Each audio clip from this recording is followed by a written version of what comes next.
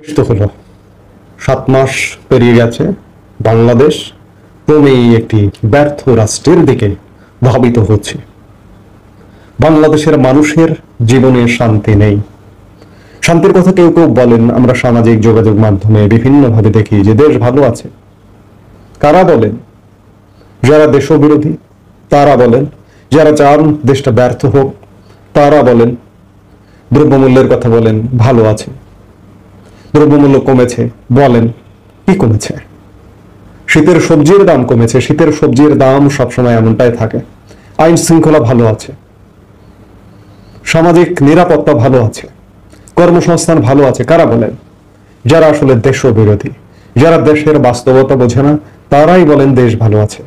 কিন্তু একজন নিরপেক্ষ দৃষ্টিতে যদি দেখেন বাংলাদেশের বর্তমান অবস্থা ভয়ঙ্কর, এতে কোনো সন্দেহ নেই। বাংলাদেশ আজকে স্বাধীনতার 54 বছরের ইতিহাস, বারবার বলবো এইসব কথা, আপনাদের যদি কারো বিরক্ত লাগে আপনারা শুনবেন না। স্বাধীনতার 54 বছরের ইতিহাস ঘেটে যদি দেখা যায়, এমন ব্যর্থ রাষ্ট্র আর কখনো হয়নি। এই যে আন্দোলন বা ষড়যন্ত্র, এটি তো আন্দোলন ছিল না। জুলাই আগস্টে যে আন্দোলন ছিল না, এটি পরিষ্কার। দেশি বিদেশি বিভিন্ন বিবৃতি বক্তৃতায় প্রমাণে এটি প্রমাণিত যে এটি একটি ষড়যন্ত্র ছিল। মার্কিন প্রেসিডেন্ট ডোনাল্ড ট্রাম্পের বক্তৃতা, $29 মিলিয়ন কিংবা $50 মিলিয়ন, এবং সর্বশেষ জাতিসংঘের মানবাধিকার বিষয়ক হাই কমিশনের প্রধান হাই কমিশনার ভলকার তুর্কের বিবিসির সাক্ষাৎকার, এটি প্রমাণ করে দেয় যে বাংলাদেশে জুলাই আগস্টে কোনো আন্দোলন ছিল না, সেটি ছিল একটা ষড়যন্ত্র। আন্দোলন যদি থাকতোই তাহলে সেই সময়ের আওয়ামী লীগ সরকার কোটা সমস্যার সমাধান করে দিয়েছিল। কোটা সমস্যার সমাধানের পরও কেন এক দফা দাবির আন্দোলনের ডাক দিতে হলো? কেন এত লাশ ফেলতে হলো?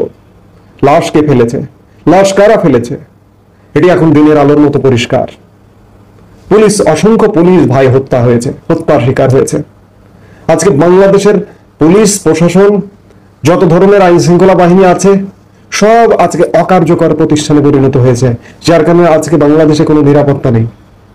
কদিন আগে সেনাপ্রধান বক্তব্যে বলেছিলেন যে সেনাবাহিনী ছাড়া বাংলাদেশের সব বাহিনী ভেঙে পড়েছে। এই ভেঙে কেন পড়লো? কারা ফেললো? কাদের উদ্দেশ্য ছিল যে এগুলোকে ভেঙে দিতে হবে, ভেঙে মেচাকার করে দিতে হবে? যাদের উদ্দেশ্য ছিল তারা সফল হয়েছে।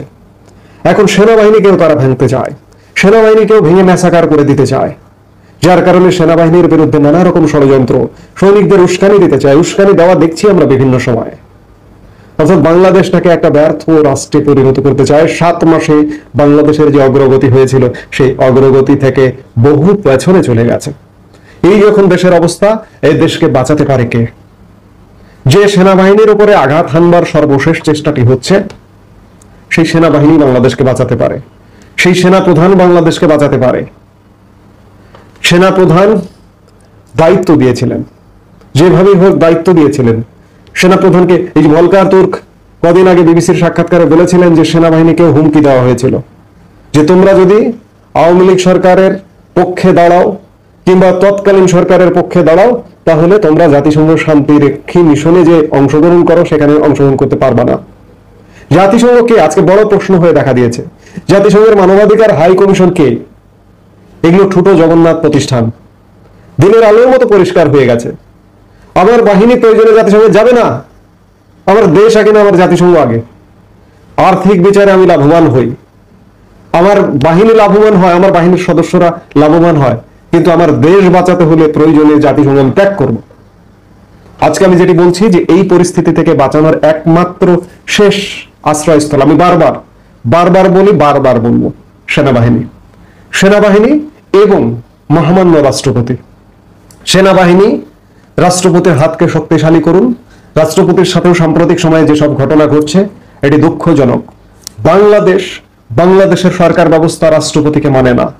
রাষ্ট্রপতিকে মানে না মানে সংবিধান অবমাননা করা।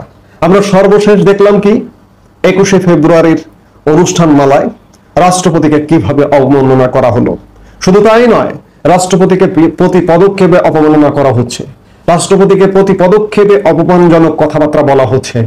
রাষ্ট্রপতিকে এই যে প্রধান উপদেষ্টা নামে সরকার প্রধানের যে ভারপ্রাপ্ত দায়িত্বে একজন আছেন মোহাম্মদ ইউনূস, তিনি রাষ্ট্রপতিকে মানেন না।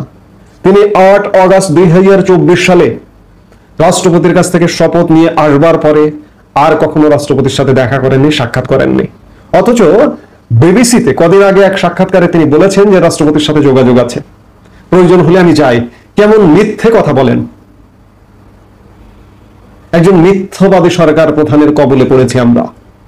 আবার এটিও বলেছেন যে অযথা গিয়ে তার সময় নষ্ট করবার দরকার কি। অর্থাৎ মোহাম্মদ ইউনূস একজন মিথ্যাবাদী সরকার প্রধান।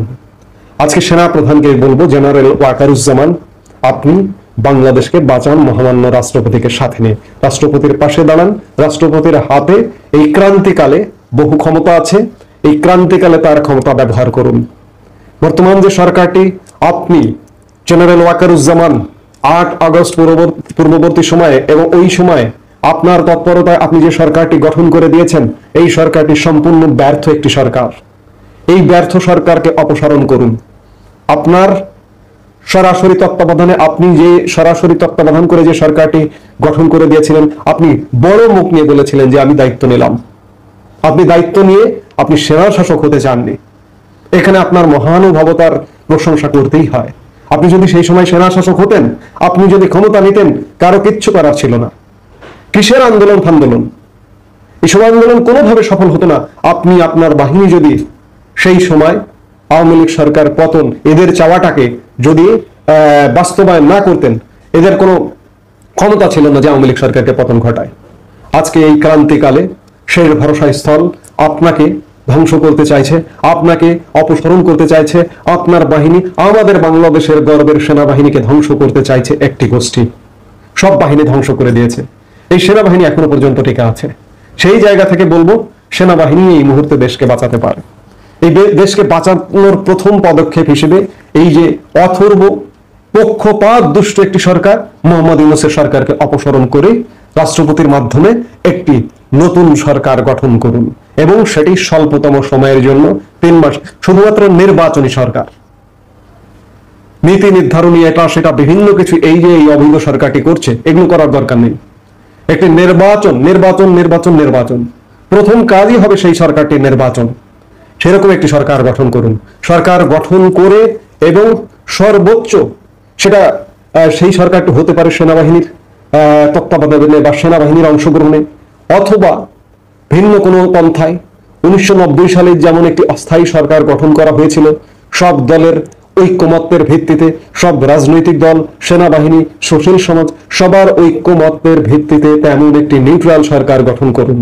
সেই সরকারের মাধ্যমে একটি নির্বাচন দিন। কারণ বর্তমানে যে ছোট জগন্নাথ সরকারটি আছে, এই সরকার দ্বারা অ্যাকচুয়ালি নির্বাচন করাও সম্ভব নয়। এরা পক্ষপাতমূলক সরকার। কাজেই আমি বলতে চাই, এই মুহূর্তে দেশকে বাঁচাতে পারে। এই মুহূর্তে আমাদের শেষ ভরসা স্থল এবং এখন পর্যন্ত যে বাহিনীটি টিকে আছে, সেনাপ্রধান আপনার কথাই বলতে হয়, সেনাবাহিনী। এই সেনাবাহিনী দেশকে বাঁচাতে পারে, সেনাপ্রধান জেনারেল ওয়াকারুজ্জামান বাঁচাতে পারে মহামান্য রাষ্ট্রপতির মাধ্যমে। এবং সেনাবাহিনীর বিরুদ্ধে নানা রকম, সেনাবাহিনীর ভেতরে নানা রকম প্রোপাগান্ডা শোনা যায়। আপনি সেনাপ্রধান যদি কঠোর হস্তে ব্যবস্থা নেন, ওই সব বাহিনী, ওই সব পক্ষ হালে পানি পাবে না। কারণ বাংলাদেশ সেনাবাহিনী আমাদের মুক্তিযুদ্ধের চেতনায় গড়ে ওঠা সেনাবাহিনী, এবং বাংলাদেশ সেনাবাহিনীতে আমি বিশ্বাস করি বেশিরভাগ সদস্য এখনো পর্যন্ত বাংলাদেশের পক্ষের, মুক্তিযুদ্ধের পক্ষের। তাই আপনি যদি কঠোর হন, কঠোর ব্যবস্থা নেন, তাহলে বিরোধী যে পক্ষটি আছে, সেই বিরোধী পক্ষটি মাথা উঁচু করে দাঁড়াবার সাহস পাবে না। এখন আমরা প্রত্যাশা করব সেনাবাহিনী দেশের এই ক্রান্তিকালে মহামান্য রাষ্ট্রপতিকে দিয়ে একটি গুরুত্বপূর্ণ ভূমিকা পালন করবে। এই মুহূর্তে এ পর্যন্তই। সবাই ভালো থাকুন, সুস্থ থাকুন।